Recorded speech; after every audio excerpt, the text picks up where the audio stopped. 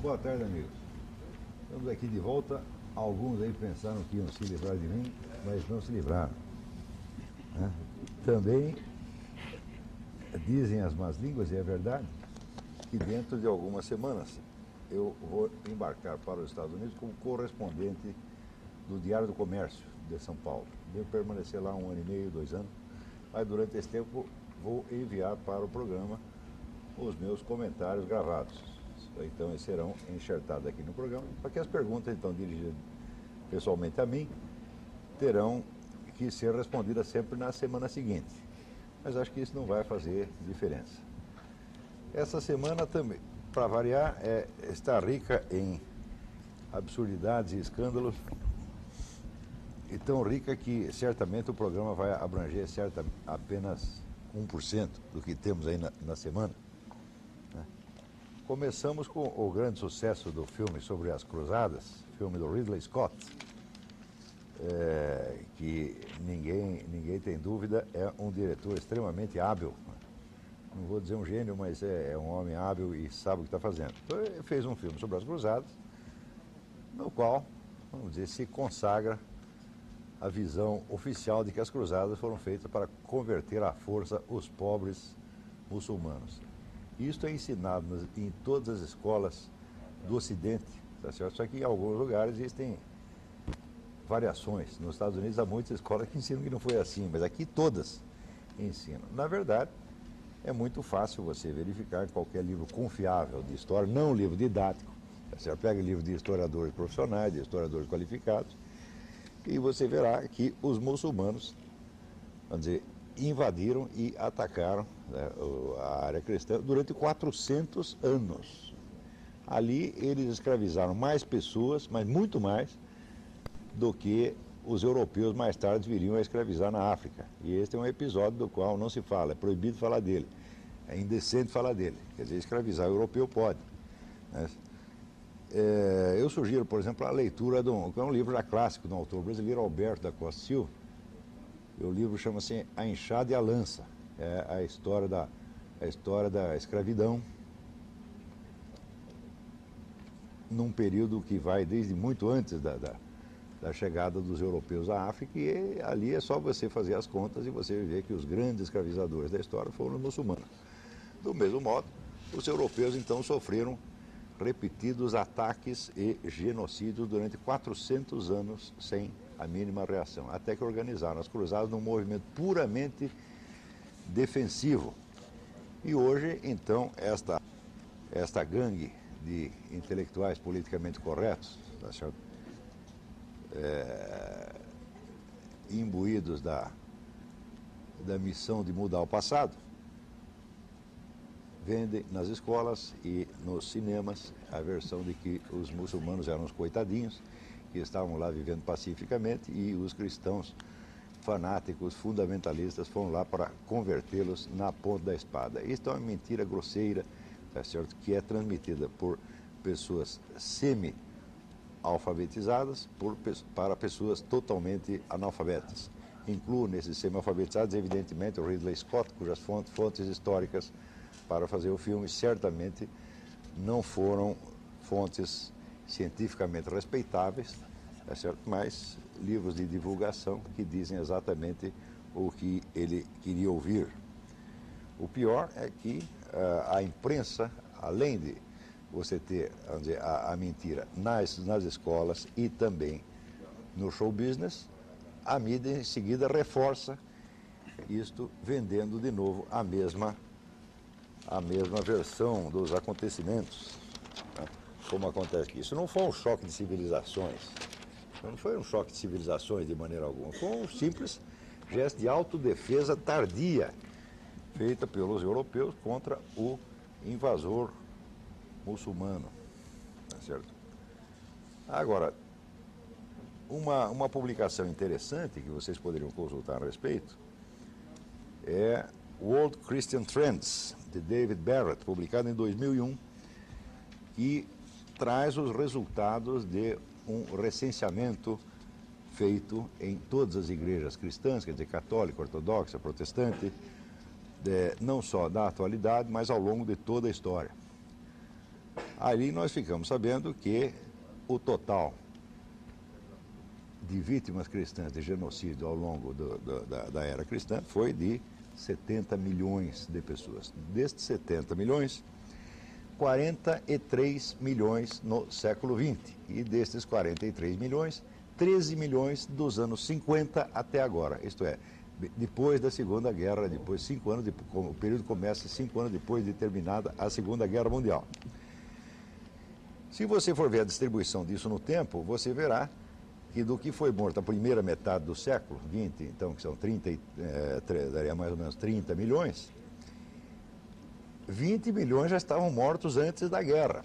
E, no entanto, hoje em dia, como é que a mídia registra isso? Aqui a revista Veja, por exemplo, que sob outros aspectos tem sido uma revista confiável, e no aspecto do anticristianismo é de um fanatismo e de uma desonestidade profunda. A revista Veja diz aqui explicitamente que o Holocausto, né, promovido pelos alemães contra os judeus na Segunda Guerra Mundial foi a primeira grande matança, o primeiro grande genocídio dos tempos modernos. E como é possível uma coisa desta? Quer dizer, só no século XX, antes de começar a guerra, os regimes comunistas já haviam matado 20 milhões de cristãos, numa perseguição explicitamente religiosa. Quando houve a famosa perseguição dos kulaks eram os pequenos proprietários de terra na Rússia, então se considerava que o sujeito que tinha tinha 2 vacas ou mais já era um senhor feudal e tinha que ser morto para distribuir as terras entre os pobrezinhos armados de metralhadoras. Então o critério para matar ou não o kulak era ver se ele tinha um ícone. Um ícone é um quadro de algum santo da igreja russa. Se tivesse um ícone pendurado na parede com, né, São Pedro, a Virgem Maria, então era fuzilado na hora. Então a coisa, evidentemente, era uma perseguição anticristã. Isto antes de começar a guerra, então já haviam morrido nisto 20 milhões de cristãos. Parece que matar cristão não é feio, tá certo? Então, o fato de se privilegiar, né, um acontecimento posterior, quer dizer, um genocídio posterior, mostra a intenção de encobrir o genocídio anterior. Né? Portanto, sobretudo nessa coisa de nazismo. Você vê que o nazismo, como força politicamente viável, foi totalmente destruído, né, com a ocupação da Alemanha. Sobram grupos de psicóticos aqui e ali, tá certo? E para que eles servem? Eles servem para camuflar a atuação do movimento comunista, que continuou um movimento mundialmente poderoso durante esse período. Hoje, já se sabe que muitos dos grupos neonazistas na Alemanha eram financiados pela Stasi, a polícia secreta da Alemanha Oriental, da Alemanha comunista. Por quê? Porque esses grupos servem, vamos dizer, para camuflar, né, a atividade comunista. E quando se fala, vamos dizer, do Holocausto alemão, muitos falam com sinceridade, tá certo? Porém, tem muita gente que foi cúmplice desta coisa e agora desce o cacete, como dizer, para varrer o seu passado por baixo da cama, tá certo? Para baixo do tapete. Então, hoje, está mais do que demonstrado historicamente que o grande autor da Segunda Guerra Mundial foi Joseph Stalin em pessoa. Que ele, pensando usar os nazistas como ponta de lança, dizia ele, como um navio quebra-gelo da Revolução, tá certo? Os ajudou e os incentivou a fazer o que fizeram. Então havia ali uma parceria, não desde 1939, não desde o famoso pacto Ribbentrop-Molotov de 1939, mas desde 1933 havia uma parceria entre a União Soviética e a Alemanha nazista. Se não fosse essa parceria, o nazismo nunca teria crescido do jeito que cresceu. Então, acontece que nesta parceria o Hitler acabou traindo o seu aliado, Stalin, e se voltou contra a própria Rússia. Daí, evidentemente, a Rússia se voltou contra ele. Porém, até ali Stalin tinha sido o grande colaborador do nazismo. Ora, depois da guerra, então, os comunistas do mundo inteiro e a esquerda mundial, então, desce o cacete do nazismo, fazendo de conta que sempre o odiou, como se não tivessem sido eles os responsáveis pela coisa, e tentam esconder a sua própria maldade embaixo da maldade do seu ex-parceiro, tá certo? E você pode ter certeza que de uma boa parte do que se publica no mundo sobre nazismo e sobre o Holocausto, uma boa parte é feita por pessoas que foram pessoas e grupos que foram responsáveis pelo crime e que estão, né, agora falam mal só para limpar o seu passado. Isso aqui é uma coisa facílima de você verificar. Por exemplo, existe o famoso livro de Ernest Toppich. Toppich é um sociólogo alemão, é um clássico. Chama-se Stalin's War, a Guerra de Stalin. E lá, você lendo, você vê quem é que inventou a situação toda e quem é que desencadeou essa monstruosidade que foi a barbárie nazista na Europa. Tá certo? Então, agora, somando o total de vítimas, você vê que a Segunda Guerra Mundial matou no total 40 milhões de pessoas. A primeira matou 20 milhões. E o comunismo, em tempo de paz, matou 100 milhões. Quer dizer, o comunismo é pior, não só do que nazismo e fascismo, mas pior do que duas guerras mundiais somadas. Sem contar o fato de que nazistas e fascistas foram sempre manipulados por eles. Quer dizer, o Hitler, comparado com o Stalin, era apenas um amador, era um delinquente juvenil, por assim dizer. Ao passo que Stalin, ele sabia o que estava fazendo, né? O Hitler foi sempre manipulado por Stalin até o momento que se voltou contra o seu mentor e atacou a União Soviética. Então, é claro que nós temos que expor ao mundo continuamente a barbárie nazista e não deixar que as pessoas esqueçam. Mas nem todo mundo que faz isso tem autoridade moral para fazer. Uma boa parte não tem. E quando sai, como saiu na Veja da semana passada, uma coisa dessa, dizendo que o Holocausto foi o primeiro genocídio do século XX, então é evidente, a intenção é evidentemente de ocultar um genocídio anterior muito maior praticado contra os cristãos ortodoxos. Também não deixa de ser interessante você observar que toda grande comunidade, seja religiosa, seja política, que entra em choque com outros, é claro que ela sofre perseguições e violências.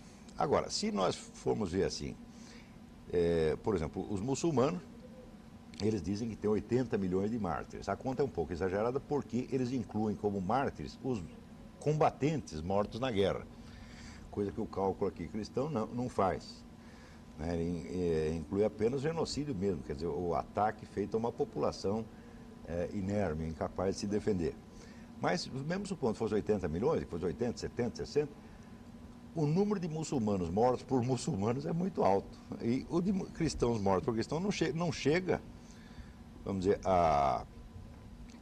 o total que dá aqui, dos 70 milhões de cristãos mortos ao longo da história ocidental, 5 milhões foram mortos por outros cristãos. Agora, se você pegar uma outra comunidade, que é a comunidade dos comunistas, eu creio que aproximadamente 80% dos comunistas mortos foram mortos por comunistas. Não, ninguém matou mais comunistas do que Stalin e Mao Tse-tung. Quer dizer, o Mao Tse-tung na Revolução Cultural e também no famoso Grande Salto para a Frente, praticamente todas as pessoas que mandou matar, eles eram comunistas. Então, por aí você vê a natureza do comunismo. O comunismo é mau não só para os outros, mas para si mesmo. Tá certo? Então, não deixa de ser curioso que na recente discussão a respeito desse manual do politicamente correto, o sujeito que redigiu a lista das palavras proibidas incluísse lá a palavra comunista, porque diz que os comunistas foram vítimas de perseguições. Né? Foram vítimas de perseguições, sobretudo, dos próprios comunistas. É só você fazer a conta. Por exemplo, o Pinochet, aqui no Chile, é acusado de ter matado 3 mil pessoas, das quais, certamente, os que não eram comunistas, eram, pelo menos, esquerdistas ou simpatizantes. Ao passo que Fidel Castro matou 120 mil cubanos, dos quais, pelo menos, metade eram comunistas. Dos líderes da Revolução Cubana não sobrou um vivo, e dos militantes também não. Então, seguinte, o maior perigo para os comunistas são os próprios comunistas. Não é isso? E isso quer dizer que o sujeito que fez, o autor do manual, ele inverteu a coisa. A palavra comunista é feia porque o comunismo é feio, não por causa do mal que alguém tenha feito aos comunistas. Tá certo? O fato mesmo de existir aí num PCdoB, Partido Comunista do Brasil, é uma indecência, porque esse partido foi o legitimador constante do genocídio chinês. Ora, existe uma espécie de jurisprudência internacional afirmada de que o sujeito que apoia o regime genocida, ele é coautor moral. Isso quer dizer, o PCdoB inteiro é coautor moral da morte de 60 milhões de chineses. E, no entanto, continua sendo um partido legal. Quer dizer, a existência do PCdoB é um escândalo, como seria a existência de um partido nazista. Esses partidos não podem existir. Partidos que colaboraram com regimes totalitários, tá certo? De maneira contínua e renitente, têm que ser fechados. E os seus líderes têm que ser responsabilizados, se não criminalmente, ao menos mediaticamente, tá certo? Pelo mal que fizeram. Quer dizer, não é lícito que eles façam tudo isso e conservem a sua imagem de pessoas, vamos dizer, inocentes e de boa índole. Não há uma única pessoa de boa índole num partido deste, a não ser que ignore tudo a respeito do passado. Então só vai haver ou safados e vigaristas ou semi-analfabetos. Estes são evidentemente inocentes. Se bem que eu não acho que exista inocência em você se meter em questões que estão acima da sua capacidade e não procurar se informar a respeito. Isso é o que a gente pode chamar de ignorância criminosa. Quer dizer, você entra num partido e não quer nem saber a história dele, não quer saber os crimes que ele tem nas costas, então você é culpado de ignorância criminosa. Ora, quando pessoas deste tipo, tá certo, adquirem num país, tá certo, o prestígio de gente honrada, o que acontece? A moral vai toda para o brejo, tá certo? O Brasil está, vamos dizer, num estado de degradação moral inimaginável. Eu acho que não houve uma coisa parecida na história. Vocês viram que maravilha, por exemplo, esta aliança entre o PCC, primeiro comando da capital, e o MST. Quer dizer, o MST foi lá dar lições ao PCC, esse bando de criminosos, sobre como se organiza um protesto, como se paralisa as ruas do centro, etc, etc. E foi gravada aqui, por telefone, uma conversa entre gente do PCC e do MST, na qual o homem do PCC diz o seguinte ao seu companheiro do MST: eles, do Ministério da Justiça, não podem estar diretamente com a gente, mas não vão mover nenhuma palha, quer dizer, não vão mover nenhuma palha contra nós. Mas por trás dos panos, através do MST, eles vão nos ajudar. Isso quer dizer que o Ministério da Justiça está ajudando duas organizações, das quais uma oficialmente criminosa e a outra notadamente criminosa, notoriamente criminosa, a se ajudarem uma à outra, ou seja, a fazer planos conjuntos. Agora, o mais bonito é o que o sujeito diz aqui. Se você fizer desse jeito, quer dizer, do jeito que ele acaba de explicar, pode ir, que já era, vai dar 1000% certo. O chefão do Ministério da Justiça é gente nossa, da boa, que não nega fogo. É verdade isso, seu Márcio Tomás Bastos? O senhor é gente deles? O senhor não nega fogo? E quanto o senhor está levando nisso? Quer dizer, a hora que um sujeito desse ocupa o Ministério da Justiça, tá certo? O que mais se pode esperar? É o famoso império do crime. O império do crime, né, foi uma profecia feita pelo cineasta Fritz Lang no filme de 1933. É uma história fabulosa.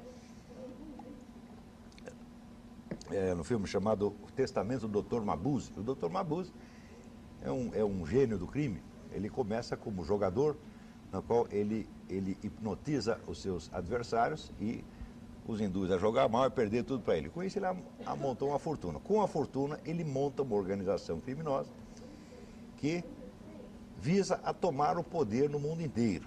Tá certo? E para isso, ele espalha uma onda de crimes absolutamente sem sentido.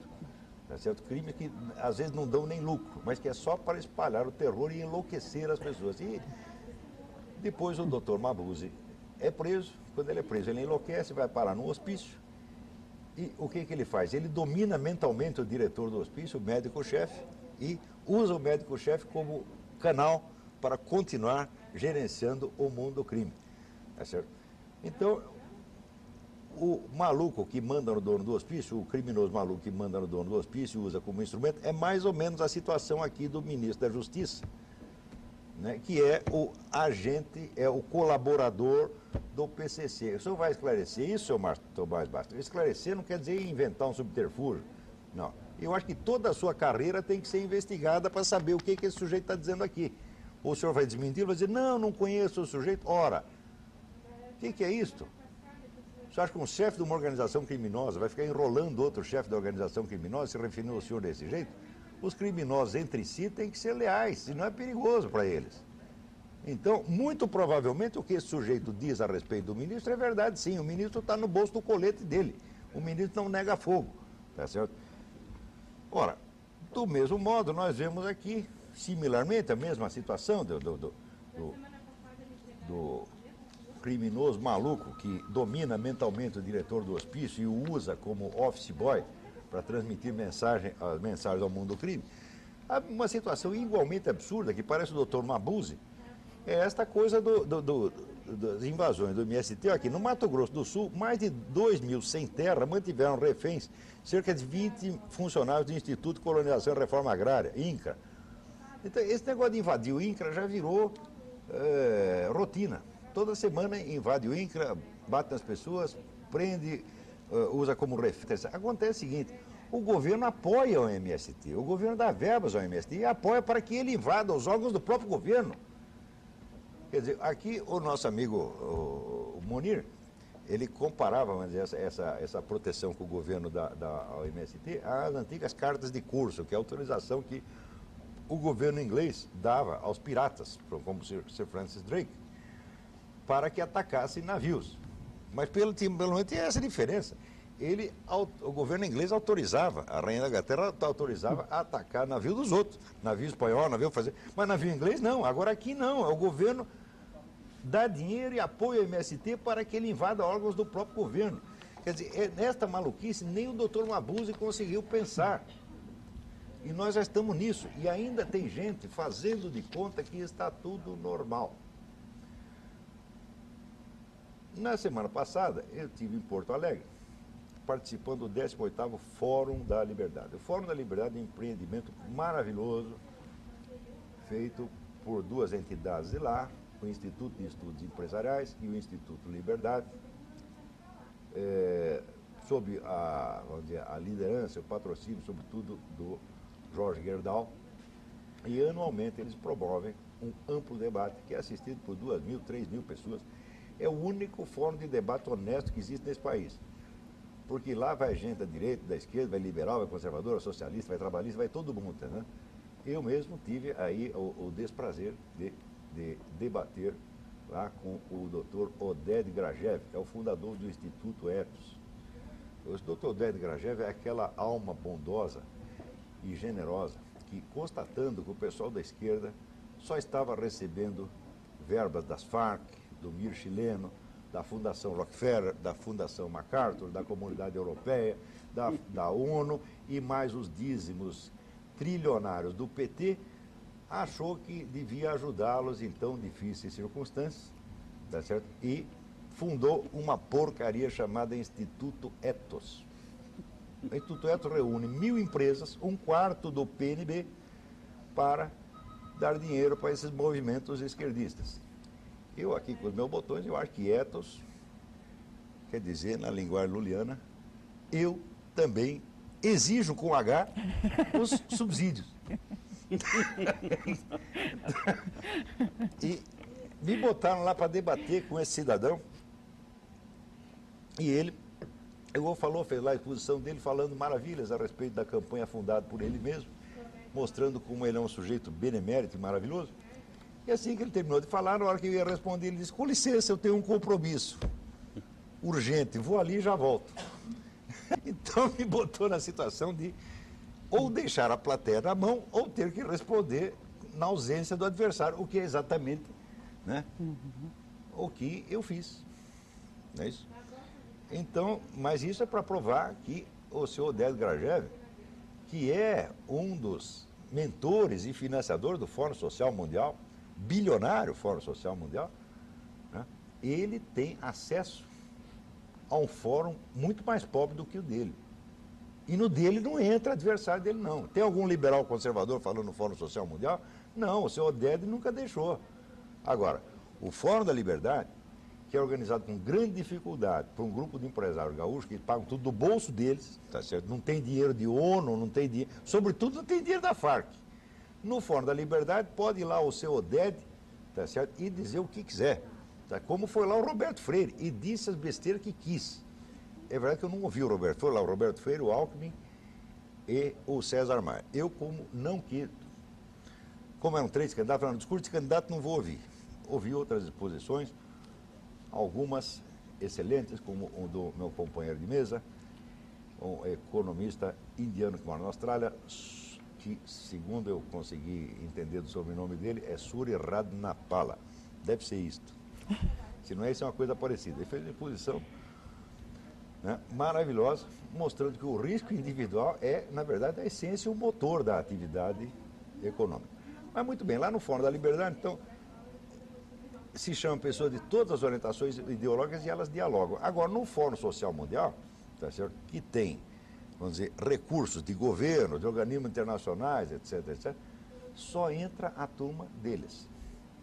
Quer dizer, o fórum pequenininho, organizado com dificuldade por um grupo de pequenos empresários, inclusive, tem 2 indústrias grandes, uma ou 2 que participam, a Gerdau participa, mas a maior parte são empresários pequenos. Eles sustentam do seu próprio bolso, fora da liberdade, com grande dificuldade, e eles repartem o seu espaço, tá certo, com esses mentirosos, esses embrulhões de poder de Grajev, que não disse uma verdade durante a meia hora em que falou.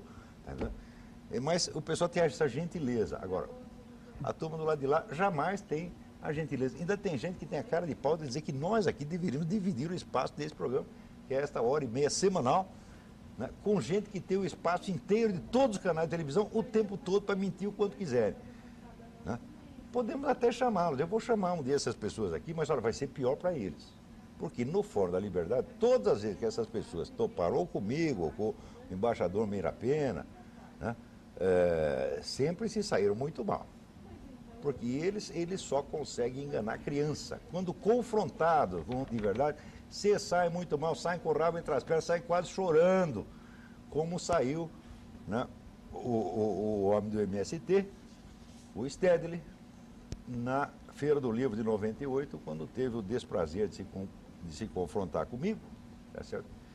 E mostrado, exibido ao público em toda a sua palhaçada intrínseca, saiu batendo pezinho, dizendo, se eu soubesse que ia ser tratado assim, não viria aqui. Ser tratado assim, como que ele foi tratado? Ele foi simplesmente desmascarado. O homem é mentiroso, embrulhão. Ela fala um monte de mentira, a gente desmascara, mentira uma por uma, ele fica um cara de taxa, ele paga o mico. Tá certo? Então, como eles não querem pagar mico, eles reúnem esses centros de debate entre eles e só falam uns com os outros. E não deixam ninguém contraditá-los, tá certo? E é assim que eles têm conseguido enganar esta nação há quase 20 anos. Olavo, deixa eu só te interromper só um pouquinho, mas já que você está falando, você falou do ministro da Justiça, aí o Sábio do Jardim das Américas, ele pede para você informar a fonte dessa reportagem. Saiu na revista Veja. Então tá aí. A reportagem, a transcrição da conversa saiu na revista Veja 2 semanas atrás. Tá certo?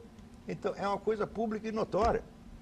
E até agora o ministro não disse uma palavra a respeito, não disse nem dirá, e se dizer alguma coisa vai desconversar. Porque neste país, quando há uma suspeita em torno deles, são eles mesmos que se investigam, como nesse caso da propina dada pela Farc ao PT. Quem é que está investigando? Uma comissão de petistas. Ora, isso é um jogo de carta marcada, isso é uma trapaça. Quer dizer, não dá mais, essas coisas não dá mais nem vontade de comentar, porque são tão óbvias. Não é isso? Quer dizer que o PT tem todos os direitos. Né? Agora, nós temos aqui, nem tudo está perdido, né? Porque acaba de sair aqui, este livro aqui, vamos fazer aqui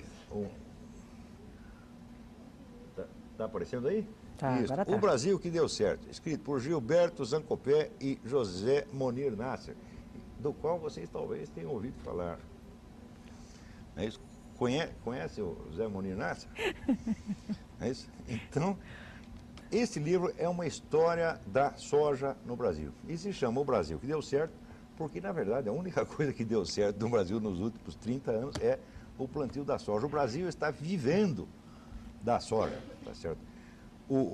A exportação de soja nos coloca num lugar de destaque no comércio internacional e é o que alimenta este governo com os seus impostos para a grande, vamos dizer, revolta do pessoal do MST que quer entrar lá e acabar com esse negócio de soja. Eles só querem plantar eles mesmos, tá certo?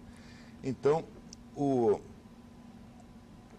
nós sabemos no que consiste a atividade do MS. Consiste em invadir, tá certo, uma terra que não dá lucro e fazer com que ela passe a dar prejuízo. Não é isso? Porque eles vão lá, não plantam coisíssima nenhuma, o que eles plantam não dá nem para sustentar eles próprios, tá certo? E então eles têm que ser sustentados com cesta básica, bolsa escola, tudo isso que você está pagando. Você, eu, ele, todos os trouxas aqui, o bando dos trouxas, nós pagamos por esses vagabundos, tá certo? Porque isso, vagabundo, não apenas vagabundo é quem não trabalha. Quem faz o mal e quem delinque é delinquente, é criminoso, faz bando de criminosos, tá certo? Que tem todos os direitos, não é isso? E que podem aglomerar, vamos dizer, uma quantidade imensa de terras improdutivas, tornando-se o maior latifundiário da história brasileira, e não se exige que ele plante nada e que produza nada. E ainda continua querendo mais terra, invadindo o INCRA, etc, etc. Então, num país onde todos estão dedicados somente à destruição, houve esta geração aí de plantadores gaúchos que saíram, né, indo aí pelo lado oeste, chegaram até o Mato Grosso. Lá no Mato Grosso encontraram um monte de terra que tinha sido desses sem terra. Os sem terra tinham estado lá, ocupados, feito um monte de miséria, tá certo? No fim, venderam a terra. Né? Produziram tanto, se deram tão bem lá, fizeram tantas coisas maravilhosas que venderam a terra. Foram tudo embora e venderam a terra. Venderam para quem? Venderam para os gaúchos. E os gaúchos plantaram soja e hoje estão alimentando o Brasil com esta soja. Quer dizer, estes têm direito à terra. O MST não tem direito a uma casinha de cachorro, gente. Porque se você der a casinha de cachorro, no instante seguinte a casinha de cachorro virou um barraco que não, caindo aos pedaços que nem o cachorro vai aceitar. Tá certo? Então, se me pedir 1 centímetro quadrado de terra para o MST, eu vou dizer, não, vocês não têm direito a coisíssima nenhuma, vocês não fazem nada, vocês são improdutivos, vocês são predadores. Vocês só servem para destruir, porque vocês nunca foram sinceros na sua defesa do pequeno agricultor. Tá certo? Vocês são apenas defensores de si próprios, defensores do seu poder político, tá certo? E, para usar a expressão do velho Gilberto Amado, vocês são colecionadores vorazes de subsídios. É isso, vocês só existem para pegar subsídio, tá certo?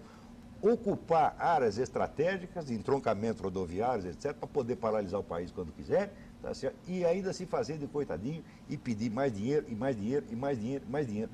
Quer dizer, como é que nós podemos levar a sério esta gente? Como é que nós podemos aceitar que essas pessoas sejam até fiscais da nossa moralidade, façam discursos moralistas contra as injustiças do capitalismo? Quaisquer que sejam as injustiças do capitalismo, meu filho, as suas são muito piores. Tá? Porque um capitalista, pelo menos alguma coisa, ele tem que produzir, alguma riqueza ele tem que produzir, você não produz nada, você só miséria, só produz problema. Tá certo? Muito bem. Então, no meio deste inferno, tá certo? Tem gente trabalhando, tentando produzir alguma coisa boa, e esta é a história deles. O livro vem com um prefácio do ex-ministro da Agricultura, Marcos Vinícius Pratini de Moraes, tá certo? E conta a epopeia desses brasileiros, estes sim, patriotas, estes sim, gente séria, tá certo? Que estão alimentando o país com a sua produção. Um livro excepcionalmente bem escrito, baseado numa pesquisa histórica muito bem fundamentada e que não deixa de ser uma ilustração prática dos ensinamentos do maior economista de todos os tempos, que foi Ludwig von Mises.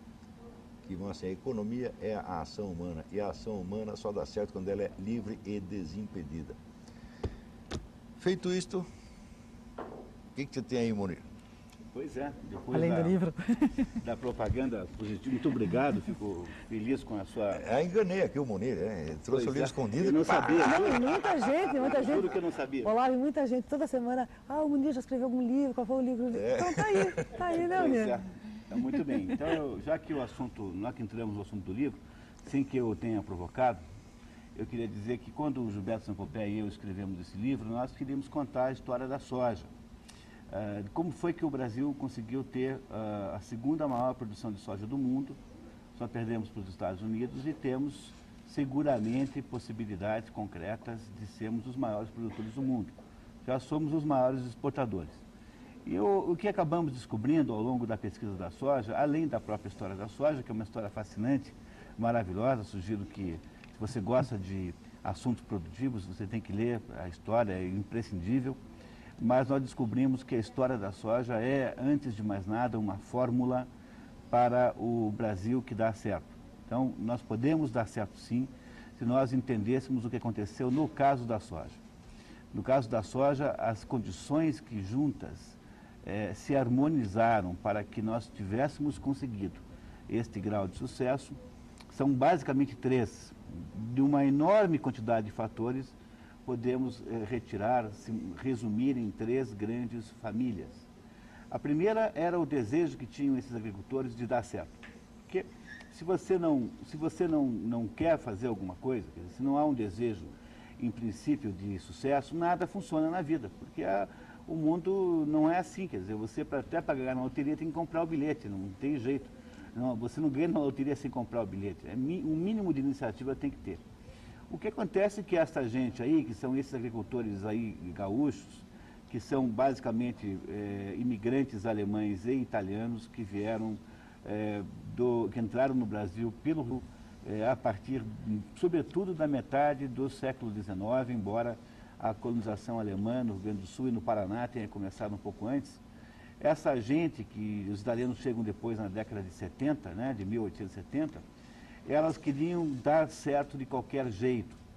E eles tiveram um grande mérito, tiveram a grande sorte de não serem percebidos pelo governo. Que se o governo os tivesse percebido, tivesse sabido da sua existência, certamente eles teriam sido impedidos de algum modo, por alguma razão, sob algum pretexto.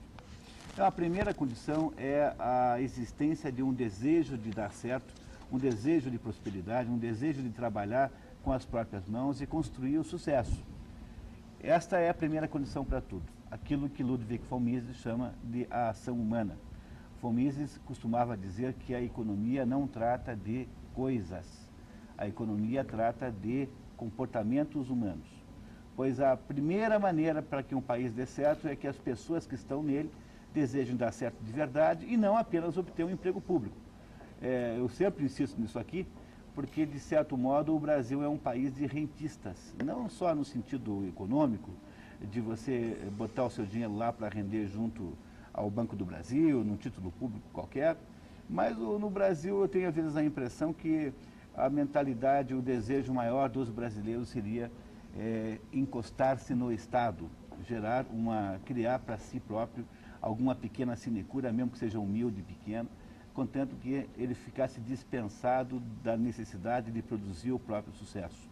A essência do liberalismo clássico, esse que von Mises muito bem representa, é a essência da autorresponsabilidade. Você é responsável pela sua própria vida, por resolver os seus problemas e por construir as condições econômicas que você desejar e acreditar que deve construir. O segundo conjunto de condições que interferiram no assunto, que geraram esse sucesso todo, foi o fato de que a comunidade intelectual, a comunidade científica brasileira, conseguiu, a partir do que havia sido feito nos Estados Unidos, temos que ter essa humildade de reconhecer, quer dizer, os Estados Unidos começaram a saga da soja 30 anos antes do Brasil.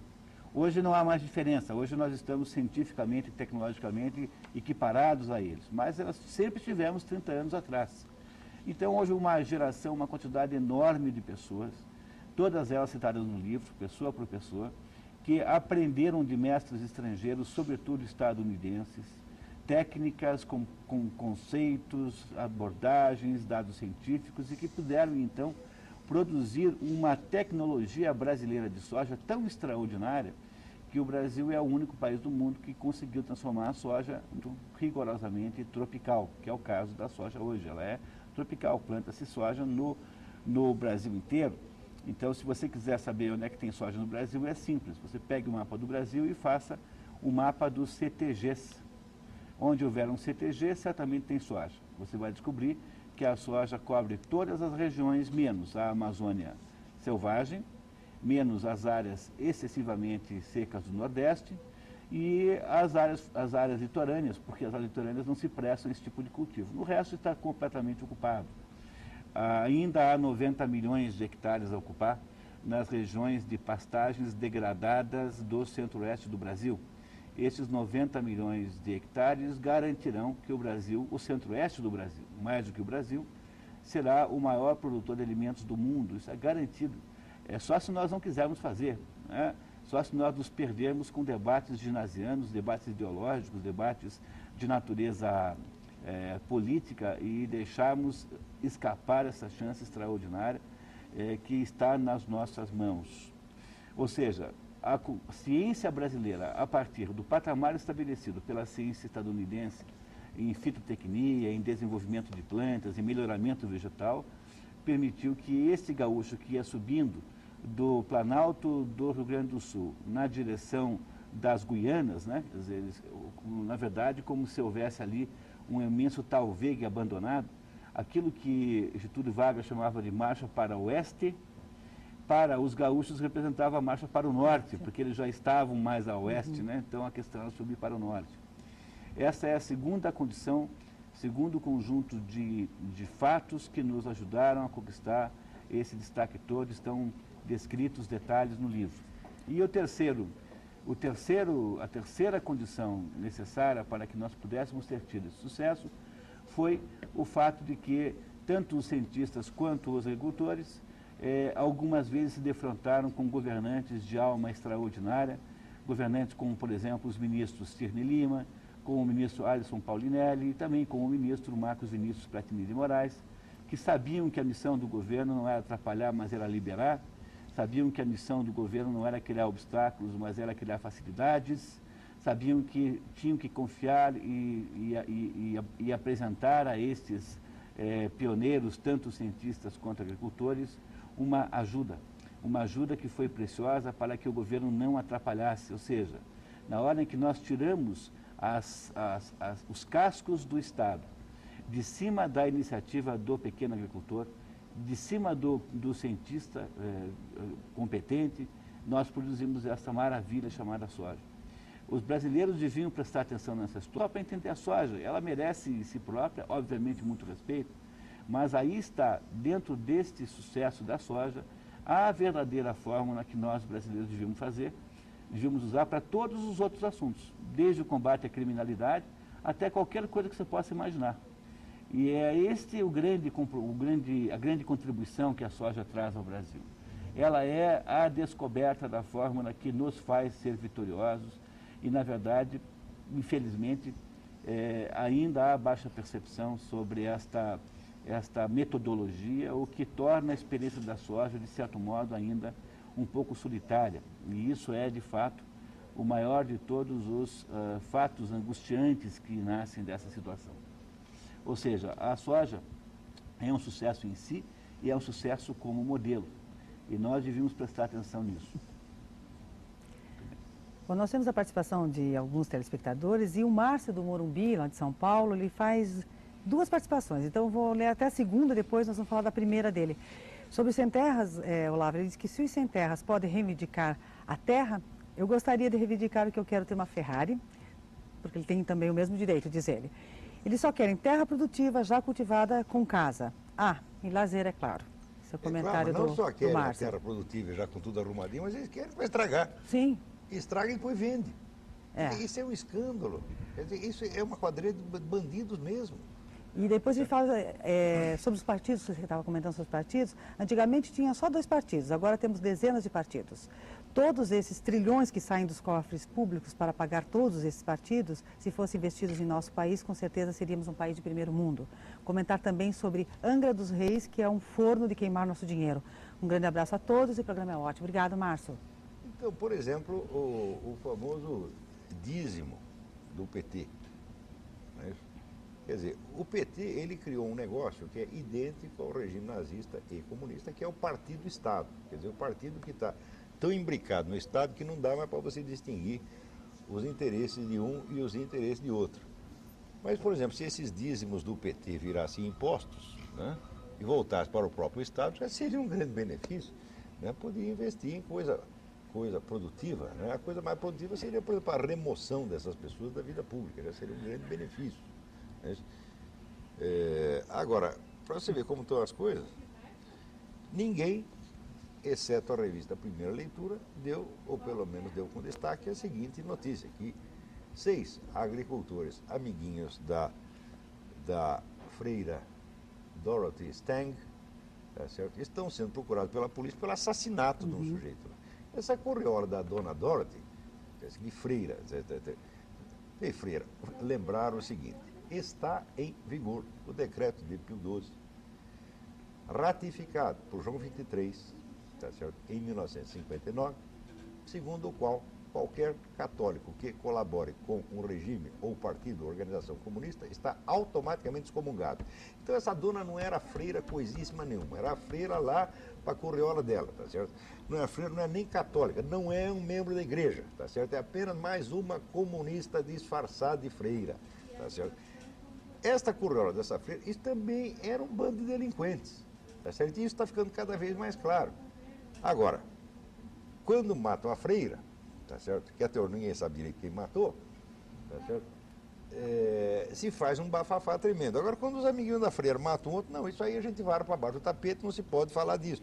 E, evidentemente, a comissão pastoral da terra, composta também desse bando excomungado, vagabundo que se faz de padre, que se faz de bispo, etc., etc., está protestando junto à Comissão de Direitos Humanos, etc., etc. Não pode perseguir os coitadinhos. Eles têm que poder matar quem eles quiserem. Tá certo? Quanto a esses cardeais e bispos, etc., um dia nós vamos trazer, se tiver chance, podemos trazer um desses vagabundos aqui e ler para ele o texto do decreto da sua excomunhão. Então, o senhor sabe que o senhor está excomungado, o senhor sabe perfeitamente, o senhor está na igreja apenas para se aproveitar dela, o senhor está realizando o programa de Antônio Gramsci, que dizia que o Partido Comunista não deveria combater a igreja, tá certo? Mas infiltrar-se nela e utilizar das suas estruturas como canal de propaganda. Hoje isso está perfeitamente realizado. Então, esses modos de agir sorrateiros, canalhas, isso é característico de comunista desde que existe movimento comunista, porque eles acham que eles têm obrigação de fazer isso. Quer dizer, quanto mais canalha o que eles fazem, mais eles se orgulham. Por exemplo, aqui temos, saiu esses dias, na revista, na própria revista Veja, saiu um comentáriozinho sobre um livro autobiográfico, escrita pela Pagu, como é que chamaram? Não sei o que, Galvão, né? Patrícia Galvão. Patrícia Galvão, a famosa Pagu, que foi amante, depois parece que foi esposa do Oswald de Andrade, tá certo? Já é uma coisa muito esquisita, é que a fama da Pagu, tá certo? Porque o Oswald de Andrade é um escritor não é um mau escritor, mas é um escritor sem grande importância real, não tem uma coisa dele que se consiga ler ainda com proveito. Então, a amante do escritor de segunda categoria se torna figura de projeção nacional, né?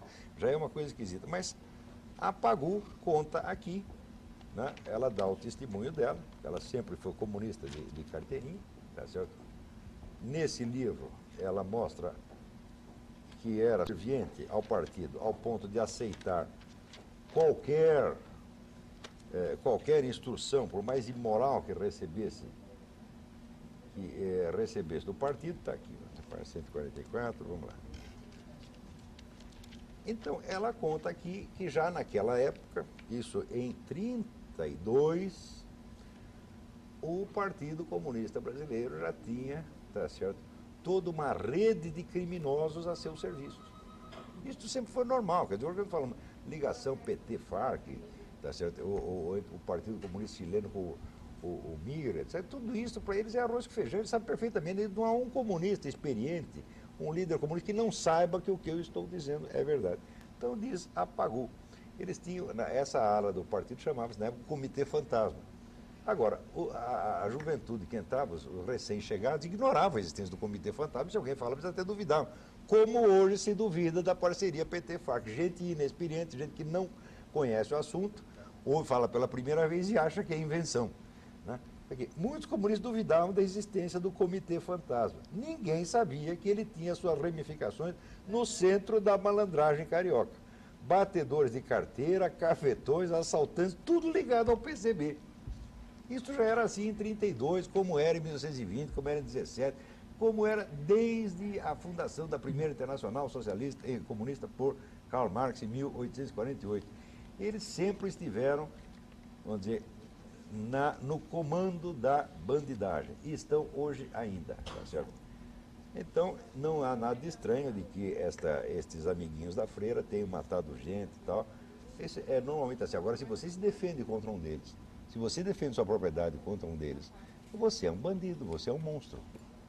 Tá certo? Pois é, isso daí é a pergunta aqui da Ione, Olavo. Se a Constituição permite que o proprietário defenda a sua propriedade, não é justo que ele realmente a defenda, já que o governo não faz nada?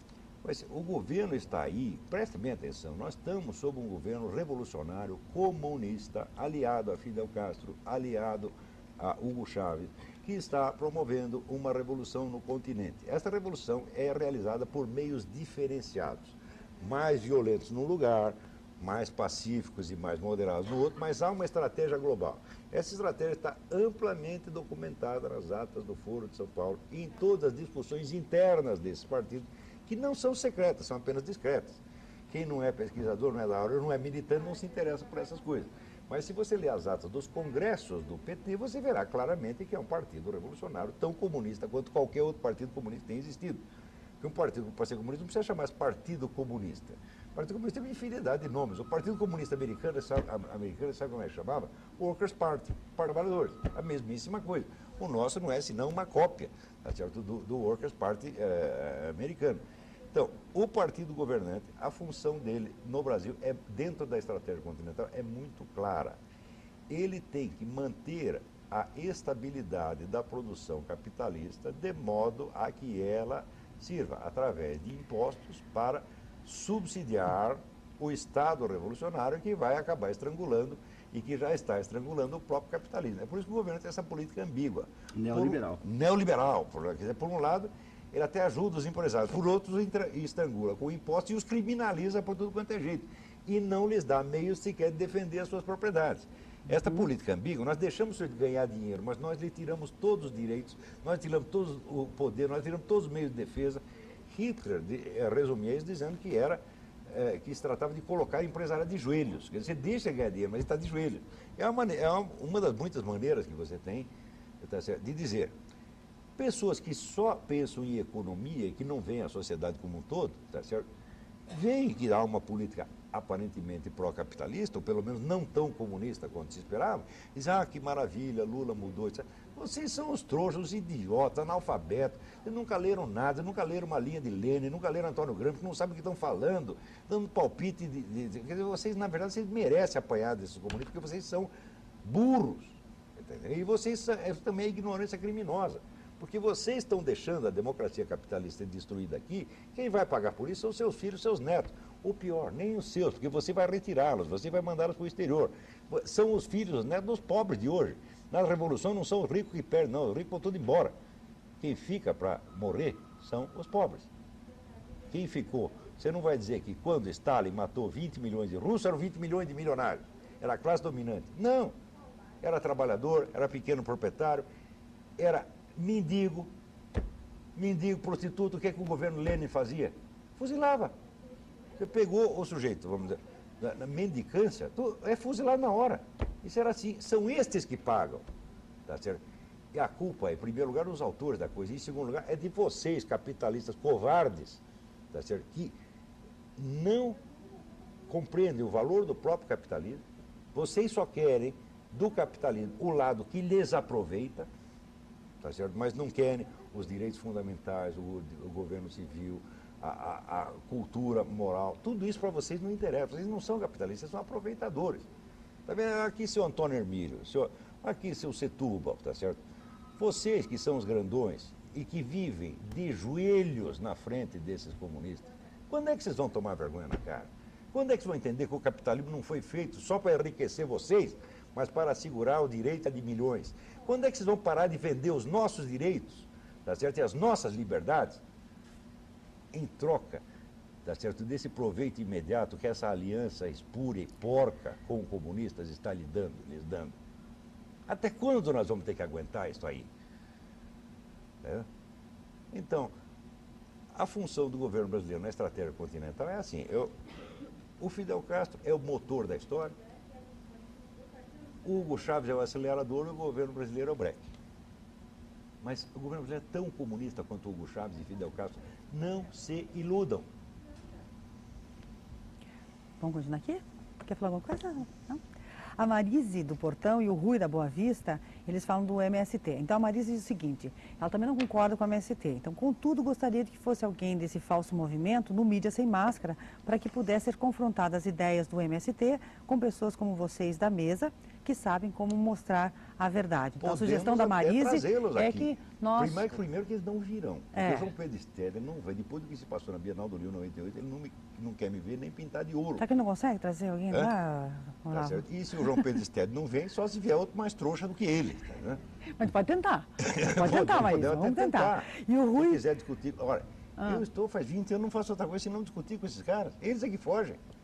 A gente vai tentar, então. Todos fizeram que nem esse seu Odé de Gragé. Fala a parte deles, com licença, vou ali e já volto. Não voltou. E o Rui pergunta o que vocês acham da marcha do MST em direção a Brasília, financiada com o dinheiro público. Isso é isso que eu chamava da longa marcha da vaca para o brejo. Olavo, isso daí é a pergunta do José. Como fazer uma revolução para mudar tanto o governo federal como o municipal para nos livrarmos dessa ditadura? Não sei, mas não se trata de fazer uma revolução, se trata de impedir uma revolução. Nunca houve na história humana uma revolução social que produzisse algum bem. Todos os regimes resultantes das revoluções foram regimes ditatoriais que só fomentaram opressão, sofrimento, miséria. Essa experiência é universal, assim. Existem, às vezes, revoluções, não são revoluções sociais, são revoluções de independência, quando um país se torna independente do outro. Isso ainda produz alguma coisa boa, como a independência americana, por exemplo, produziu a própria independência brasileira, pode ter sido bom. Mas a revolução interna de um país contra si mesmo nunca produz coisa boa. Nós temos é que estrangular esse movimento revolucionário. Agora, como se faz isso? Bom, eu sou um estudioso disso aqui, eu não sou um comandante militar, não sou um estrategista político, e, sobretudo, não sou um líder político, tá certo? Eu sou apenas um estudioso e comentarista. Não espere de mim mais do que eu sei. No Brasil, todo mundo tem solução para tudo. Aqui, todo mundo tem programa presidencial, tem um projeto Novo Mundo Possível, todo mundo tem, até introduz algumas modificações na criação divina, devia ter feito assim, devia ter feito daquele de outra maneira. Todo mundo aqui tem. Eu não tenho. Eu só falo das coisas que eu estudei. Então, a minha perspectiva, graças a Deus, é limitada. Vamos lá. Eu queria... não dá para fazer mais do que alguma contra-revolução, quer dizer, talvez pequenas coisas podem ser feitas pela pessoa, pelo indivíduo. Primeira coisa, não votem pessoas que têm uma cara de cordeiro com objetivos de lobo e chacal. Quer dizer, não votem em projetos estatizantes, não votem em pessoas que prometem que vão salvar a humanidade das suas misérias. Cuidado com as expressões do tipo inserção social, injustiça social, redistribuição, coisas do gênero como sustentabilidade. Essas expressões da moda estão todas elas impregnadas de veneno. Essas pessoas montaram uma espécie de conversa simpática, altruísta, para pegar o seu dinheiro para fazer a revolução com ele. Desconfie dessas pessoas, desconfie de todo político que disser para você que já produziu não sei quantas dezenas de leis. Quanto mais lei o sujeito promove, menos deve ser confiável para ser votado, porque uma pessoa que promove muita lei está só gerando empecilhos na sua vida. Prefira um político que diga que vai tirar as leis todas, que vai tentar derrubá-las, e nenhum que diga para você que vai aumentar a quantidade de leis. Desconfie da inteligência montada nas universidades, nesta unanimidade que essas pessoas têm. Desconfie de toda a conversa cujo destino seja para dizer a você que no mundo há injustiças, injustiçados e injustiçantes, que há perseguidores e perseguidos. Essas são as conversas publicitárias que os totalitários usam para engambelar você, pegar o seu dinheiro e fazer a revolução com o seu próprio dinheiro. Crie uma espécie de DNA contra a malandragem dessa gente. Fique alerta, preste atenção.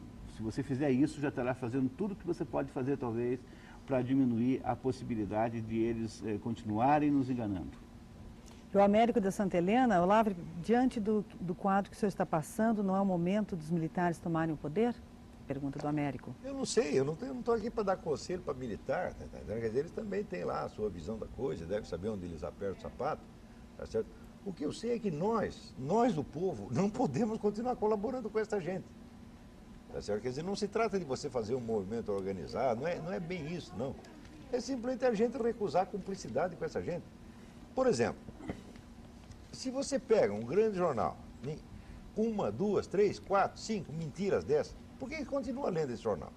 Por que você não vai à delegacia do consumidor mais próximo e dá uma queixa de propaganda enganosa? Porque essa gente, vamos dizer, está ganhando dinheiro, tá certo? Quer dizer, eles vendem publicidade, ganham rios de dinheiro, tá certo?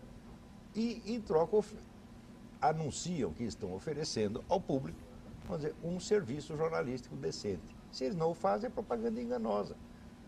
Quer dizer, o que o cidadão pode fazer? Ele pode fazer isso. Se 3 ou 4 fizerem isso contra um grande jornal, você pode ter certeza que notícias como esse genocídio cristão não serão escondidas mais. Então, se quiser material sobre genocídio cristão, eu tenho um dossiê na minha casa que eu fui juntando pela internet, que tratar com quase 400 páginas de crimes cometidos contra cristãos no mundo. Não sai uma linha nesta porcaria de mídia nacional. Tá certo? Por quê? Porque a mídia é composta quase 100% de pessoas anticristãs, de pessoas que odeiam a igreja e que acham bonito matar cristão. Matar 13 milhões de cristãos é bonito. Agora, se você faz uma piadinha contra o gay, olha o gay feio, isso é desumano, isso é opressão, isso é discriminação. E vamos ter um pouco de senso de proporções, pô. É claro que não se deve perseguir gay nem ninguém, mas você achar que você fazer a piadinha de gay é mais grave do que matar cristão, então você, vamos dizer, a sua moral é a moral do demônio, é a moral invertida. Então, é isso que está acontecendo, esta inversão que propicia, vamos dizer, a loucura geral e fomenta o doutor Mabuse, o império do crime. Só uma coisa aqui, o Lavo, o Ricardo, ele mandou essa pergunta, logo você estava falando sobre o genocídio no início, falando em mortes, é bom deixar claro que só no século XX perde-se a conta dos abortos cometidos. Sim, isso é um genocídio aí, se muito for contar pior. isso, então, olha, essa pesquisa, David Barrett, World Christian Trends, Tendências Cristãs Mundiais, de 2001, que foi a mais abrangente, feita por todas as igrejas ao mesmo tempo, esta aqui não inclui no genocídio os abortos. Que essa altura já deve estar por volta de 40 milhões de crianças só nos Estados Unidos. E ainda vem essas vagabundas, mentirosas, católicas pelo direito de decidir, entre aspas, são falsas católicas pelo direito de matar. Eu descrevi no Globo e repito aqui. Tá certo? Não são católicas e o que elas estão interpretando o que elas dizem, à luz do ensinamento da igreja, da encíclica de João Paulo II, elas estão advogando o direito de matar, o direito de elas matarem as crianças, matarem as crianças no ventre de suas mães. Isso é homicídio, tá certo? Note bem, hoje nos Estados Unidos já surgiu muitos documentos e depoimentos sobre as origens do movimento abortista. Então, houve vários ex-líderes do movimento abortista que já confessaram os seus crimes. Depois, num dos próximos programas, eu vou juntar esse material, não era o assunto de hoje, então não trouxe. Mas um deles confessou que 30 anos atrás, quando estava começando esse movimento nos Estados Unidos, ele mesmo falsificou estatísticas. Ele sabia, ele tinha dados que 10 mil abortos anuais nos Estados Unidos, eles aumentaram para 100 mil e fizeram propaganda como se fosse 100 mil. Teve aquela senhora do processo Roe versus Wade, que é uma moça que tinha sido estuprada e que estava grávida do estuprador, pediu autorização da justiça para abortar. A justiça deu autorização, foi a primeira autorização de aborto que houve nos Estados Unidos, e isso foi o marco inicial da legalização do aborto nos Estados Unidos. Hoje, passados 30 anos, essa senhora confessou que ela não tinha sido estuprada coisíssima, não, porque ela foi induzida pelos líderes abortistas a mentir à justiça. E hoje esta mulher corajosamente se apresenta ela mesma perante a justiça, pedindo a reabertura do processo, arriscando-se a sofrer por sua vez o processo de perjúrio para corrigir o crime que ela ajudou esta gente a cometer 30 anos atrás. A campanha abortista foi feita inteirinha na base da fraude e da mentira. Estas senhoras católicas pelo direito de decidir, se o fato de dizer católica já é fraude. Não pode dizer católico porque a revista desse movimento publica ódios a Satanás. Quer dizer, se o sujeito é satanista, não pode ser católico, meu Deus do céu. Quer dizer, além de ser abortista ainda se admite, porque é uma coisa humanamente pensável. Mas ódios a Satanás, ódios a Baal, que sai na revista Conscience desse movimento nos Estados Unidos, e depois publica ódios a Satanás, dizer que é católico. Ele pensa que somos idiotas? Pensa. E com frequência tem razão, porque a gente não imagina, às vezes, a maldade das pessoas, e nós de boa fé acreditamos que todos são de boa fé. Ora, meu Deus do céu. A Beatriz do Batel, ela gostaria de registrar, eu vou ler o que ela mandou aqui. Gostaria de registrar o meu protesto e dizer que estou estarrecida ao ouvir palavrões na televisão. A crítica pode ser feita desde que seja feita com classe. Quem é esse senhor que xinga as pessoas e as coloca todas... Não acabou, em um mesmo balaio, sem distinção, como xingamento... milhões de católicos como xingamento da Igreja Católica, generalista para todos os demais membros da Igreja. Ora, dona, fala pensabão, dona. Não me amole. Tem um pouco de senso de proporção. Eu estou falando de coisas gravíssimas. Quaisquer palavrões que se usem para dizer... Eu não usei nenhum. Não usou. Não usei nenhum. Não usou. Mas se usasse todos para falar dessas pessoas, para falar desse movimento abortista, para falar desses comunistas, isso seria inteiramente justo. Porque aqui se trata de genocídio, se trata de matança em massa. Não é preciso ser educado para falar dessas coisas. A senhora exigir educação moral mostra apenas a sua total falta de capacidade de julgamento moral. Porque julgamento moral consiste em senso das proporções, saber distinguir o que é grave do que é menos grave, o que é o mal do que é o bem. Se a senhora não sabe, cale a sua boca. E o Osimar de Santa Felicidade, ele pergunta o seguinte: se a população acordasse e anulasse 2 eleições, não seria o caminho para melhorar essa situação? Daqui teu colo que eu vou colocar mais alto para você. Talvez, mas eu não tenho solução para nada. Vou dizer, essas coisas são complexas, não existe um plano abrangente que pode tudo isso. A gente tem que aprender aí, corrigir de pouquinho em pouquinho, como esta miséria toda, esse imenso caudal de sofrimentos não foi criado toda uma vez, foi de pouquinho em pouquinho, levou 40, 50 anos para criar isso, tá certo? Nós temos que aprender a reagir no pequeno, fazer aquilo que nós podemos. O que nós podemos fazer, eu e o Monir e a Marisa, nós estamos fazendo aqui. Nós tomamos daqui tempo do nosso trabalho, tomamos tempo do nosso fim de semana, na verdade, deixamos nossa família em casa, tá certo? Para vir aqui, não ganhamos um tostão para fazer isso, tá certo? E estamos cumprindo o nosso dever, estou feliz de cumprir o dever, tá certo? E qualquer lugar que me chame para falar, pagando ou não, eu vou. Se o senhor for empresário, não, o senhor quer vir aqui para uma conferência, ele paga 5 mil, 10 mil, vou. Agora, aqui nós somos um bando de sargento do exército, não temos de cair morto, para vir fazer uma conferência para nós, não vamos lhe pagar nada, o senhor ainda vai pagar o senhor mesmo a passagem de hotel, eu também vou, igualzinho. Tá entendendo? Então, estamos cumprindo o nosso dever.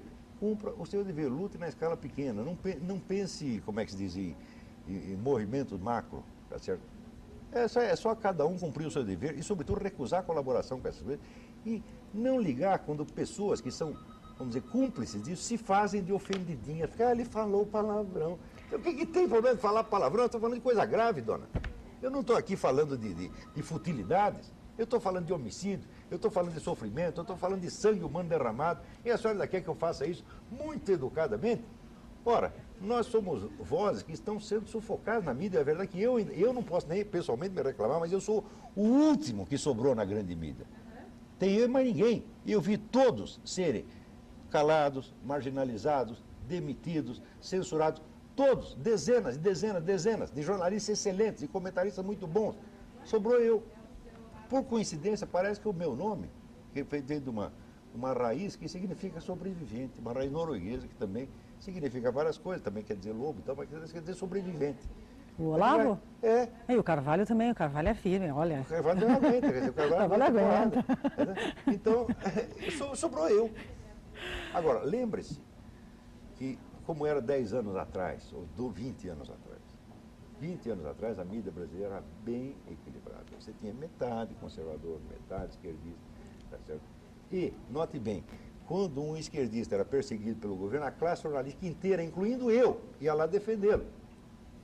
Não sei se vocês sabem, mas quando houve aquele episódio do Herzog, tá certo? O primeiro protesto coletivo da classe jornalística veio no jornal Unidade, do Sindicato dos Jornalistas do Estado de São Paulo. E quem editou esse jornal? Quem fez isso? Eu. Para defender um comunista. Agora, hoje, tem dezenas de jornalistas que estão marginalizados, cujas vozes foram caladas, ninguém os defende. E o Tiago, do Portão, no programa, e aí está sendo dito muitas coisas que eu tenho vontade de gritar pelas ruas. Tá? Mas grite. Vamos embora. Acho que todo mundo tinha que começar a gritar mesmo, né? Se você, nós vamos lá fazer barulho. E o Sebastião, de Santa Quitéria, pediu para o Olavo explicar o triângulo amoroso entre o ministro da Previdência, o presidente do Banco Central e o governo federal. Após certo tempo, não estarão os aposentados pedindo esmola nas ruas? Mas já estão, não é isso? Então, agora, esse caso aí, doutor Cícero, eu não sei, não sei se você está informado Não desse. estou sabendo dessas coisas. Olha, agora o que é bonito é o seguinte, o que eu estou vendo é esse namoro do MST com o PCC e com o ministro da Justiça, e da mesma conversa, né? O sujeito disse, olha, tem aqui um cara que está vendendo uma matraca, quer dizer, um metralhador, para que dá uns R$3.000, no máximo 3.500. O senhor não está interessado, senhor ministro? É gente sua, são seus amigos. Eles pelo menos dizem que são. Não é 3.500, está baratinho a metralhadora, né? Uhum. Mas, na verdade, o senhor não precisa disso, o senhor está cheio de guardas armados É. por rodeio, né? E quando o senhor tomar nossas armas, o senhor vai se desfazer dos seus guardas armados? O senhor vai andar circular desarmado pela rua? Vai ficar desarmado à noite com a sua família? Não, o senhor vai ter um exército inteiro para defendê-lo. Quer dizer, o senhor é um covarde e um farsante, porque o senhor quer que nós fiquemos expostos, mas o senhor mesmo não fica. Luiz do Bairro... Senhor, uma coisa Opa, chamada desculpa. senhor é muito fora do respeito, você não fica. Luiz do Bairro Alto dá parabéns ao programa e pede para comentar sobre os fazendeiros de Ponta Grossa, aqui no interior do Paraná, que estavam defendendo as suas terras do MST e o governo mandou, através do secretário de Justiça, prender as pessoas que estavam fazendo a segurança desses fazendeiros. Mas é Não, exatamente, é desculpe, desarmar. É preciso que se diga a bem da verdade que não só isso aconteceu, como a imprensa inteira fez todo o esforço de demonizar os presos como se fossem criminosos perigosíssimos. Houve uma absoluta unanimidade em se chamar essa gente de quadrilheiros, com a expressão que nunca se usou para ninguém da MST, que esses sim são rapinadores de gado, rapinadores de pinheiros, entram numa propriedade, por exemplo, se você tirar uma árvore do seu jardim, é capaz de ser preso. O MST pode entrar numa propriedade, cortar todos os pinheiros, vendê-los, e isso é absolutamente aceito, natural. Então, o mais grave não é tanto a polícia ter feito isso, porque afinal de contas a polícia tem compromissos ideológicos, né, no âmbito da direção do governo, mas o fato de que a imprensa do Paraná comprou isso com essa leviandade é impressionante.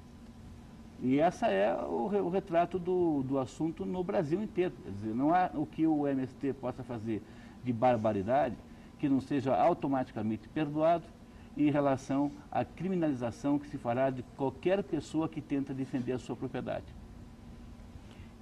Eu acho que isso que nós podemos chamar de carta de... É isso. Quer dizer, o rei da Inglaterra, Autorização para pirataria. chegou um dado momento, não conseguia dar conta dos piratas, então inventaram o corsário. O corsário é o pirata estatal. Quer dizer, o corsário é o pirata a serviço do rei. Então pegaram o Francis Drake, que era um pirata como qualquer, e assim, olha, agora você em diante é Sir Francis Drake. E você tem agora uma autorização do rei da Inglaterra para saquear navios franceses, mas por favor, só os franceses. Agora, aqui não, aqui tem autorização para saquear o navio do brasileiro. É do nosso mesmo. Nós não Esse andamos... governo está gozando da nossa cara, pô, o tempo todo. E o Gilberto da Vila Auer, ele pergunta para o Olavo o que você acha de um canal de TV como a Paraná Educativa, que é pago por nós contribuintes e fica o dia todo passando Requião.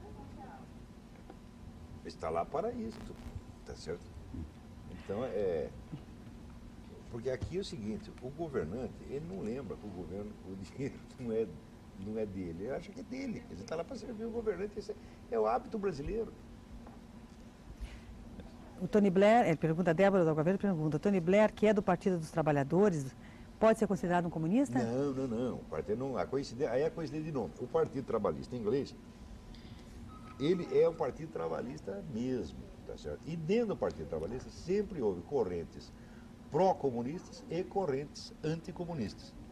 Durante algum tempo, os comunistas quase chegaram a mandar no Partido Trabalhista. Depois deu um revertério. E o Blair é exatamente o contrário. Tá certo? O Blair é um trabalhista anticomunista. Vocês não podem esquecer uma coisa. O movimento trabalhista, o movimento sindical americano, sempre foi anticomunista. Houve até um famoso discurso do Alexander Solzhenitsyn, quando ele conseguiu escapar da União Soviética e foi parar nos Estados Unidos, fez lá um discurso perante uma central sindical americana, e ele disse o seguinte: vocês, trabalhadores, nós, dissidentes que fomos perseguidos, fomos parar no Gulag, tá certo? Muitos de nós morremos, nós temos uma dívida para com vocês, os trabalhadores americanos, porque vocês, os sindicatos, sempre nos ajudaram, ao passo que os milionários, os grandes empresários aqui, empresários, banqueiros, sempre apoiavam e lisonjeavam o regime comunista. Tá certo? Então, não confundir trabalhismo com o socialismo. Não tem nada que ver, não. Você está entendendo? Quer dizer, o movimento sindical, ele muitas vezes ele foi infiltrado e apropriado por comunistas, tá certo? Mas o sindicalismo é uma parte inerente da mecânica do capitalismo. Não tem sindicato no regime comunista. Tem sindicato na União Soviética, sindicato na China de Mao Tse Tung, faz favor. Agora, como o sindicato reúne trabalhador e trabalhador, é uma massa de manobra em potencial para os comunistas, então eles evidentemente tentam tomar os partidos trabalhistas. É natural que o façam, mas tem que ser denunciados e escorraçados. Então, ainda bem que está lá essa turma do Tony Blair, que é firmemente trabalhista, como sempre foi, tá certo? É a defesa do interesse do trabalhador, sempre fizeram isso. Mas são anticomunistas. Quando o PT nasceu no Brasil há 20 anos, de certo modo, essa diferença foi uma forma do PT se viabilizar rapidamente, porque há 20 anos comunista era o Prestes, era o Jocondo Dias, era o Freire, e o PT não era comunista. Inventaram um partido trabalhista e camuflou. O PT foi inventado justamente para parecer que não era comunista, já que havia comunistas notórios. E aos pouquinhos, esses partidos ditos comunistas, propriamente ditos, não é? Eles foram se fundindo com o PT lentamente. O PT hoje é um partido de inspiração absolutamente socialista, embora tenha tido uma origem trabalhista que é muito mais por conveniência do que por sua verdadeira natureza, de fato. Tem um livro interessante que talvez vocês ainda encontrem, pelo menos em sebo. Ele se chama Mito e Verdade da Revolução Brasileira. Foi escrito por Alberto Guerreiro Ramos, que era o grande teórico do Partido Trabalhista Brasileiro. Tá certo? E ali ele conta como o movimento trabalhista, tá certo, foi infiltrado e ele foi destruído pelos comunistas. E também a perseguição que ele próprio sofreu na mão do comunista, ao ponto de desistir do Brasil. O Guerreiro Ramos, que era um homem de origem muito pobre e que se tornou um grande intelectual brasileiro, era um mulato de origem mais ou menos favelada, entendeu? E que chegou a ser o grande intelectual do trabalhismo no Brasil. Você lê esse livro, você vai ver a distância imensurável que existe entre trabalhismo e comunismo. E o Paulo do Portão, lá, ele pergunta se o livro A Propriedade é um roubo do escritor Proudhon? Proudhon não tem uma grande influência nos movimentos comunistas? Não, o Proudhon estava pelo lado anarquista, tá certo? E o lado anarquista, o anarquismo tem uma ambiguidade, tá certo? Uma parte do movimento anarquista é profundamente anticomunista e sofreu perseguições horríveis dos comunistas. Por exemplo, na Guerra da Espanha, o Stalin praticamente mandou matar toda a liderança anarquista que tem. Existem correntes anarquistas que são totalmente privatizantes, os chamados libertarians americanos, como Murray Rothbard, são anarquistas anticomunistas. Aqui no Brasil nós tivemos o maior filósofo brasileiro, que se chamava Mário Ferreira dos Santos. Era um tipo muito, muito engraçado, porque ele ao mesmo tempo ele era um católico de inclinação tomista e era politicamente anarquista, era um membro do movimento anarquista. Eu ainda fui lá entrevistar velhos líderes anarquistas de origem espanhola e quando a gente falava do Mário Ferreira para eles choravam de comoção, tanto que eles gostavam dele. E existe um outro lado anarquista, tá certo, que também foi infiltrado pelos comunistas. Então se faz de anarquista para fomentar o comunismo. Mas o anarquista já fez muita besteira, mas comparado com os comunistas, eles são os doces de coco. A Ângela do Centro dá parabéns ao programa, achando que é ótimo. O Cláudio Miro, de São José dos Pinhais, pede para comentar sobre o governo de Hugo Chávez e a relação com o governo norte-americano. Muito bem. A política americana com relação à América Latina tem consistido, há muito tempo, não é de agora, em não fazer nada. Você sabe que o americano mais presente nos assuntos latino-americanos é Jimmy Carter, que só faz besteira. Inclusive, Jimmy Carter, ele foi enviado pela ONU para fiscalizar o plebiscito na Venezuela e disse que estava tudo em ordem, que foi tudo honesto. Agora, faz umas 2 semanas, saiu o relatório dos deputados que estavam lá com ele, tá certo? E conclusão dos deputados, foi fraude. Esse relatório se publicou agora, mas o Jimmy Carter teve acesso a ele na época, então o Jimmy Carter mentiu. Quer dizer, ele leu o relatório, viu que era fraude e disse que não tinha fraude nenhuma e que o Hugo Chávez é um sujeito honestíssimo. Então, é o seguinte, se os Estados Unidos continuarem com esta política de omissão e de quase desprezo pela América Latina, isto aqui vai para o brejo, isso aqui vai virar uma imensa Cuba. Porque nenhum país do continente, nenhum Estado latino-americano, tem condição de resistir a uma organização do tamanho da Farc ou do tamanho do Foro de São Paulo. Quer dizer, eles têm um ataque multinacional. Como é que o governo da Colômbia ou sei lá, qualquer outro governo latino-americano pode resistir a uma coisa dessa? Não pode. Eles têm muito dinheiro, eles têm muito apoio que vem da comunidade europeia, que vem da ONU, que vem da Rússia, que vem da China e que vem do banditismo local, vem do narcotráfico. Ninguém pode resistir a eles. A Farc tem mais homens armados do que todas as forças armadas brasileiras. Então, quer dizer, se não houver uma ajudinha americana, esse negócio irá para o brejo mesmo. Por isso, os americanos faz 20 anos que eles não querem saber da América Latina, só pensam, né, nos países do leste europeu e no Oriente Médio. Tá certo? E um pouquinho, de vez em quando, também a África. Depois da África, depois do planeta Marte, depois da Lua, etc., também veio a América Latina. Tá? Então, se você ver, eu tenho, agora vou passar um ano e meio, 2 anos nos Estados Unidos como correspondente do Diário do Comércio. O Diário do Comércio é o jornal da Associação Comercial de São Paulo. Mas vou continuar participando aqui do programa. Preparando a minha ida, eu tenho muito contato com o jornalista americano. Eles também estão impressionados com a total omissão do governo Bush com a América Latina. É como se isso aqui não existisse. Com esta viagem da Condoleezza Rice, ela pode ter colhido informações, mas até o momento, só o que nós vimos foram panos quentes. Eles chegam aí, passam a mão na cabeça do Lula, né, fazem uns elogios, então, e vão embora, não quer nem saber do que está se passando aqui. Se continuar assim, o continente vai para o brejo e vai acabar tendo problema até para eles. Né? Agora, seria muito bom se pudéssemos exercer, vamos dizer, alguma pressão sobre deputados americanos. Quem conhece, algum escreva para ele, alerte para o que está acontecendo aqui, ué. De quando é que vocês vão acordar? Né? Uhum. O Moacir do Parolim, ele diz o seguinte: nós já tivemos uma ditadura onde as nossas empresas foram privatizadas e agora vivemos uma ditadura improdutiva da burocracia. Na verdade é o seguinte, preste bem atenção, as nossas empresas não foram privatizadas no tempo dos militares. O seu Ernesto Geisel, tá certo, foi o sujeito que mais fundou empresas estatais.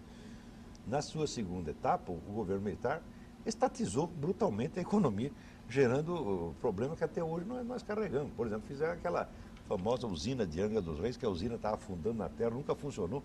O Geisel era anti-americano, então, e era de descendência alemã, então ele gostava de alemão, não gostava de americano. Foi lá, fez um acordo com os alemães para fazer uma usina atômica, que é uma desgraça, deu um prejuízo imenso, e na verdade está dando prejuízo até hoje. E pelas minhas contas, parece que ele fundou 200 empresas estatais. Não é isso? Foi deve ter sido mais ou menos isso, né? Você lembra? Mais ou menos isso. A empresa, o Brasil começa que antes da Revolução, o Brasil nunca teve nenhuma grande situação de privatizante, nunca, jamais.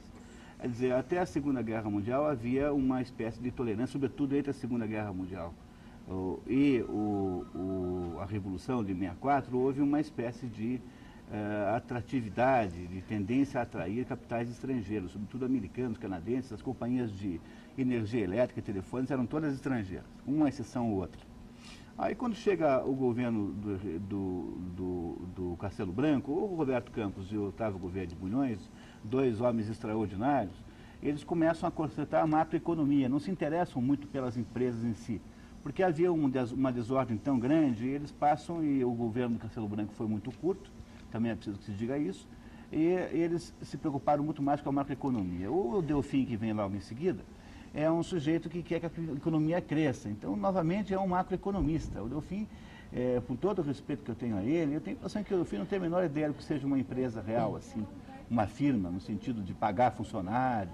Ele não é uma pessoa desse nível, é um homem de grande amplitude de pensamento econômico, mas ele também tem o defeito do economista macroeconomia, só pensar em agregados em taxas médias, assim, pensa em taxa média de juros. Não, é um mundo em que não existem os indivíduos, só as médias.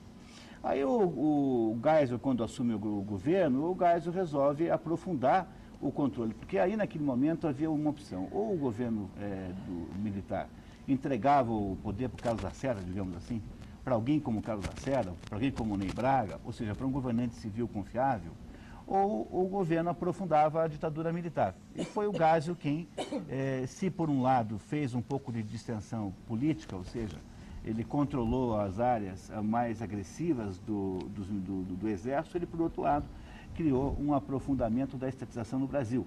Aí o Brasil, quando acaba o governo militar, é um país muito estatizado, extremamente estatizado, e aí quando vem o governo do Collor, ele promove a primeira onda de privatizações, porém feitas essas privatizações fundamentalmente com moedas podres, em que os empresários podiam entregar direitos de baixa esperança de recebimento, como por exemplo o título da dívida agrária, para o governo, e aí houve alguma privatização. Quando entra no governo do FHC, então a privatização continua, mas agora é diferente. É uma privatização muito estatizante, porque ela é feita com o dinheiro do BNDES e com os recursos dos fundos de pensão, que afinal de contas são fundos semipúblicos, na medida em que uma parte deles vem do poder público. Então, a verdade é que se houve aqui no Brasil alguma privatização, foi uma privatização voltada para executar o programa neoliberal dos governos comunistas atuais, que é permitir que haja uma maior eficiência da economia com o objetivo de aumentar a arrecadação de impostos. O Brasil nunca foi privatista, o Brasil nunca foi simpático à atividade econômica. Pior do que isso, no Brasil o empresário é visto como um sujeito semidelinquente pela opinião pública. E é por essa razão que nós somos uns pobres. Então, a razão pela qual nós somos uns pobres está com a gente, nós somos nosso próprio inimigo. Nós dormimos com o inimigo. Às vezes, dormimos com dois. Nós temos 2 minutinhos para o encerramento do Mídia Sem Máscara. Muitas perguntas, infelizmente, não puderam ser respondidas, mas acho que nós podemos finalizar com essa aqui do Carlos, do bairro de São Lourenço, que pergunta: não está na hora de fazermos o que outrora fizemos com o Collor e sua corja, ou seja, pintar a cara de verde e amarelo, tirar todos os vagabundos do poder? Não tem a menor dúvida, já passou da hora, porque se o Collor tivesse feito 1% do que esses camaradas fizeram, tá certo? Imagina o que a mídia não estaria dizendo dele agora. Por exemplo, esse conluio, esta intimidade com que esse homem do PCC fala do ministro como se fosse empregado dele. Não, é gente nossa, é boa gente, podemos contar com ele e tal. O que é isso, meu? Já pensou isso no governo Collor? Tá certo? Então já está na hora de tirar esses vagabundos aí, sim. Agora, como fazer isso? Não tem. Então, a gente até a semana que vem, eu logo começarei, vamos dizer, não poderei participar aqui, não estar nesta mesa, mas mandarei meus comentários nos Estados Unidos, tentando informar vocês do que realmente está se passando lá, porque a nossa mídia não está contando as coisas direito, não. Muito bem. Então, até logo a todos.